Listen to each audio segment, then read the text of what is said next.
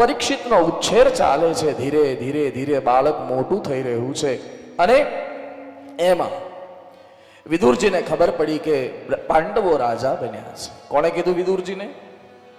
પ્રભાસના બ્રાહ્મણોએ. પ્રભાસ ક્ષેત્રમાં જ્યારે મહાભારતનું યુદ્ધ થયું ને ત્યારે મહાભારતના યુદ્ધમાં બધા જ છે, 2 જણા નથી જે મહાભારતના પાત્ર છે છતાં નથી મહાભારતના 18 દિવસના યુદ્ધમાં. હા, એક વિદુરજી. કારણ કે વિદુરજી યાત્રા કરવા ગયા છે. આમ તો બંને યાત્રા કરવા ગયા છે. ભગવાન કૃષ્ણની રાજનીતિ ગજબ છે સાહેબ. હા હા હા હા. તમારે શ્રીમદ ભાગવત છે ને, ભાગવત ભગવાનને ભગવાન તરીકે જ પ્રતિપાદિત કરે છે. મહાભારત પણ વળી મહાભારત આવ્યું પાછું.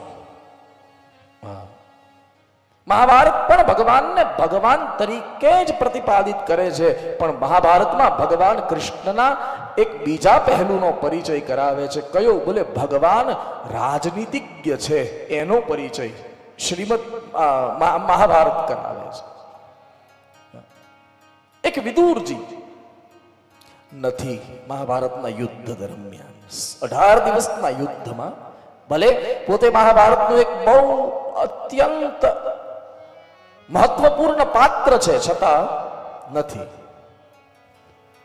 અને બીજા બલરામજી નથી. ભગવાન કૃષ્ણના મોટા ભાઈ બલરામજી ઈ નથી. બલરામજી નથી એનું કારણ પણ પરમાત્મા જ છે. હા, ભગવાનને ખબર છે કે બલરામજી જો યુદ્ધમાં રહેશે ને તો બલરામજીનો ચેલો દુર્યોધન છે.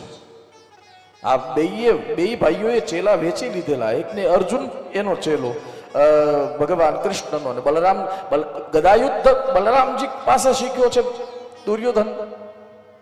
અને જો બલરામજી રહેશે તો મારે જે કામ કરવું છે નહીં કરી શકું. એટલે પરિણામે એકવાર ભગવાન બલરામજી પાસે ગયા અને બલરામજીને કીધું ભગવાને કે ભાઈ, મોટા ભાઈ, આ બધી રાણીઓ છે ને મને કે વખતથી કહે છે કે અમને યાત્રા કરવા લઈ જાઓ, ક્યાંક ફરવા લઈ જાઓ, ક્યાંક ફરવા લઈ જાઓ. એ આ વખતનું નથી, ઘણા ત્યારથી ચાલ્યું આવે છે.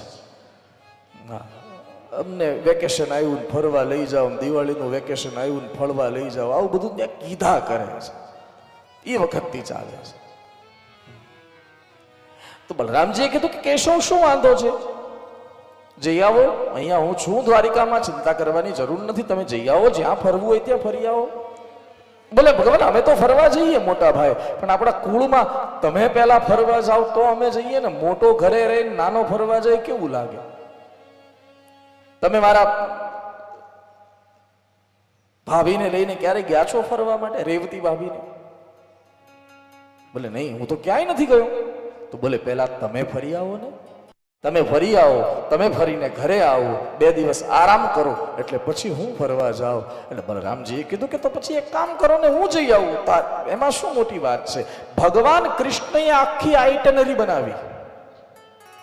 યસ, તમારે ક્યાં ફરવા જવાનું, ક્યાં રાત રોકાવાની, ક્યાં ખીચડી, ક્યાં નાસ્તો, બધું ભગવાન કૃષ્ણએ આઇટનરી બનાવી. અને એ વખતનું એક પ્રસિદ્ધ તીર્થ સ્થાન છે, એનું નામ છે કુરુક્ષેત્ર. અરે કુરુક્ષેત્ર પણ લેવું પડે. ભગવાનને તીર્થાટન કરાવવું છે બલરામજીને, તો એ તીર્થ સ્થાન પણ ભગવાને આઇટનરી એટલે કે યાત્રાનો પ્રસંગ એવી રીતે ગોઠવ્યો કે યુદ્ધના 17મા દિવસે બલરામજી પહોંચે. ત્યાં સુધીમાં તો અહીંયા ભાંગીને ભૂકો કરી નાખ્યું હશે. એક બલરામજી નથી યુદ્ધમાં અને એક વિદુરજી નથી. વિદુરજી પણ યાત્રા કરવા માટે ગયા છે. યાત્રા કરવા માટે એટલે કે ભગવાન જ્યારે દૂત બનીને આવ્યા ત્યારે 5 ગામ જે માંગ્યા, 100 જેટલી જમીન જ્યારે માંગી ત્યારે આપી દેવાની જરૂર હતી, પણ દુર્યોધન ક્રોધમાં હતો, અહંકારમાં હતો, એટલે ન આપી. અને એ સમયે વિદુરજીએ દુર્યોધન માટે ધૃતરાષ્ટ્રને થોડા શબ્દો કહ્યા હતા અને એના કારણે વિદુરજીને કાઢી મૂક્યા હતા. દુર્યોધને સંબંધમાં કાકા થાય છે, કાઢી મૂક્યા હતા.